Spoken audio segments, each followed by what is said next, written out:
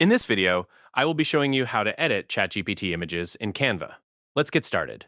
First, I open Chatgpt and click on the sidebar menu to access plugins. From the plugins directory, I scroll through the available integrations until I locate Canva. I click the plus icon to add it, which prompts an authorization screen. I scroll through the permissions and click Allow to connect my Canva account with Chatgpt. Once authorization is successful, I return to Chatgpt where the Canva plugin is now installed and active. Next, I start a new chat and click the Add button in the prompt box to select Canva. In the prompt area, I type Canva create a thumbnail about Canva tutorials and hit send. ChatGPT processes the request and generates a set of design templates using Canva. I scroll through the generated thumbnail options to review the visual styles. I click on a few to preview them up close, exploring the variations.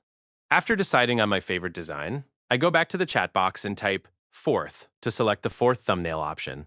ChatGPT provides a direct link to edit the design on Canva. I click Open Link, which opens the editable template directly in Canva.